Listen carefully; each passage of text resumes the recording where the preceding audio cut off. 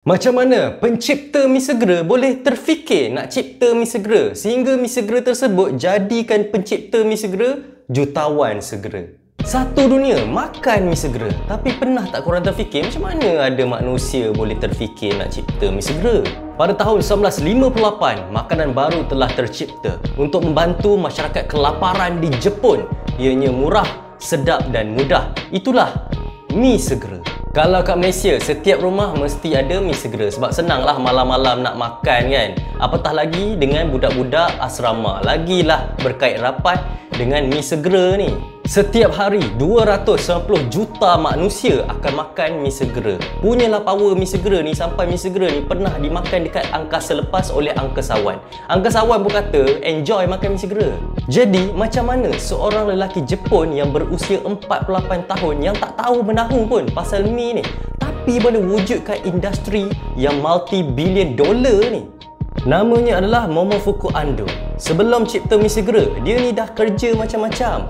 Dari jual kain, jual arang dan dia juga pernah buat sekolah pada suatu masa dulu. Sekarang, cerita mengenai Ando ni telah banyak ditokok tambah dan menjadi mitos dari semasa ke semasa.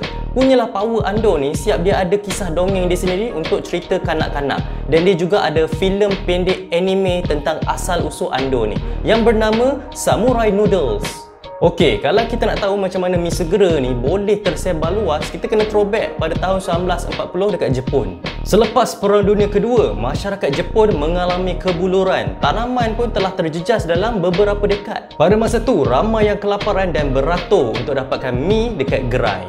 Kerana undang-undang catuan yang ketat dan larangan untuk menjual makanan jalanan, banyak kedai-kedai yang tidak diiktiraf mula muncul, makin hari makin banyak.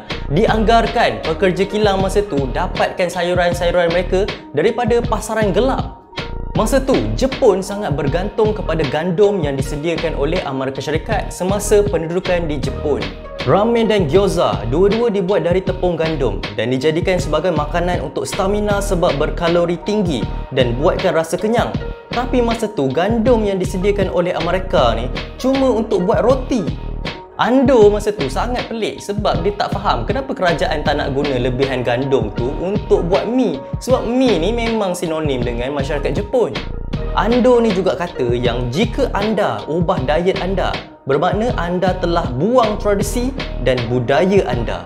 Ando ni juga percaya kalau rakyat Jepun sesuaikan diri dengan makanan roti, bermakna dia telah sesuaikan diri dengan budaya barat. Ando fikir bahawa ramen adalah lagi senang nak dapat dan mudah disediakan. Dan mi segera adalah jalan penyelesaian kelaparan di Jepun. Tapi respon kerajaan cakap dekat Ando masa tu adalah kalau kau rasa idea kau ni best sangat, kau buatlah sendiri. Jadi Ando ni rasa tercabar, dia pun buat sendiri. Tapi nak buat sendiri bukannya senang sebab Ando ni dah lah tak ada pengalaman pun pasal mi. Tapi target dia adalah dia nak buat mi yang senang nak buat dan juga sedap. Setelah setahun eksperimen, akhirnya dia berjaya cipta mi segera. Menurut cerita anime Samurai Noodles, Ando ni tengok isteri dia tengah goreng tempura. Lepas tu terus dia terfikir yang goreng merupakan kunci kepada mi segera. Menggoreng ni boleh mengeluarkan kelembapan mi dan boleh simpan dalam jangka masa yang lama. Kemudian boleh dihidrat semula dengan air panas. Apa yang power dengan penemuan Ando ni adalah penemuan makanan Ando ni bukannya secara tidak sengaja. Sebab banyak penemuan makanan macam aiskrim cone, coke, potato chips kebanyakannya dicipta kerana tidak sengaja.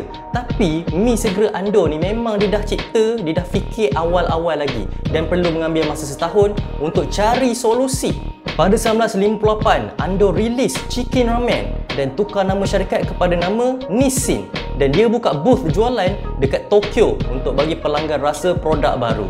Pada awalnya, harga mi segera Ando ni 5 kali ganda lagi mahal daripada mi mentah, tapi disebabkan ianya sedap, orang suka je untuk beli. Orang siap gelarkan mi Ando ni sebagai magic ramen sebab ianya boleh ready untuk makan dalam beberapa minit je. Selepas bertahun-tahun tamat Perang Dunia Kedua, ekonomi Jepun makin berkembang. Tanaman pun makin baik, tepung gandum pun makin banyak. Ini juga merupakan faktor kenapa mi segera Ando ni boleh berjaya sebab situasi dan masa ketika itu sangat memihak kepada Ando. Chicken ramen dijual sebanyak 13 juta bungkus pada tahun pertama dan penjualan di Jepun meningkat berbilion-bilion dalam satu dekad. Disebabkan mi segera Ando ni sangat popular, banyak syarikat masa tu keluarkan mi segera juga. Pada tahun 1968, mi segera dianggarkan mencecah 3.5 bilion jualan dekat Jepun. Tapi Ando ni tak berhenti takat tu je. Pada umur dia 61 tahun, dia fikir macam mana nak buat mi segera ni lebih segera. Syarikat Nissin kenalkan mi segera dalam cawan pada tahun 1971. Dan macam chicken ramen juga, jualannya memang gila-gila. Sampai kan mi segera dari Nissin ni tak dapat nak memenuhi permintaan yang banyak sangat. Walaupun diorang dah keluarkan 650,000 cawan mi segera dalam sehari. Mi segera dalam cawan ni lagi laku gila daripada mi segera bungkus pada tahun 1989. Pada hari ini, jualan mi segera dalam cawan 2 kali ganda lebih tinggi daripada penjualan mi segera bungkus di Jepun. Masa Ando umur 88 tahun, dia masih lagi nak mencipta variasi baru terhadap mi segera ciptaannya.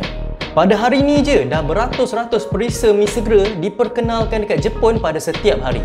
Tapi mi segera ni bukan je terkenal dekat Jepun, tapi satu dunia.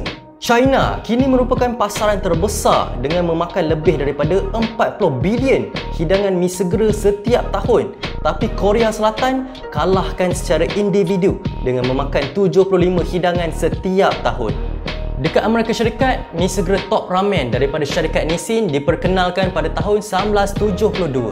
6 tahun kemudian, surat khabar The Washington Post mengatakan yang mi segera kini menggantikan set TV sebagai ekspor terhangat Jepun ke negara US.